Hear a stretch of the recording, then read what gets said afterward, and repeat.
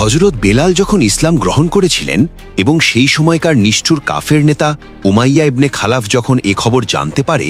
তখন সে বেলালের ওপর কিভাবে ইসলামী ইতিহাসের সবচেয়ে জঘন্যতম অত্যাচার করেছিল। মক্কার সেই দুঃসহ দিনগুলোতে যখন এক আল্লাহর নাম নেওয়া ছিল চরম অপরাধ, তখন পাপিষ্ঠ উমাইয়া ইবনে খালাফের কৃতদাস হযরত বেলাল রাদিয়াল্লাহু আনহু নিজের হৃদয়ে ইসলামের নূর জ্বালিয়েছিলেন, যা জানতে পেরে উমাইয়া রাগে হিতাহিত জ্ঞান হারিয়ে ফেলে। সে শুরু করে এক অমানবিক ও পৈশাচিক অধ্যায়, যেখানে বেলালের গলায় শক্ত দড়ি বেঁধে মক্কার দুষ্ট বালকদের হাতে ধরিয়ে দেওয়া হতো, যাতে তারা তাকে পাথুরে পাহাড়ি পথে টেনে হিচড়ে রক্তাক্ত করে তোলে এবং পাথরের আঘাতে তার শরীর থেকে মাংস ছিঁড়ে পড়ত। যন্ত্রণায় যখন শরীর ক্ষতবিক্ষত,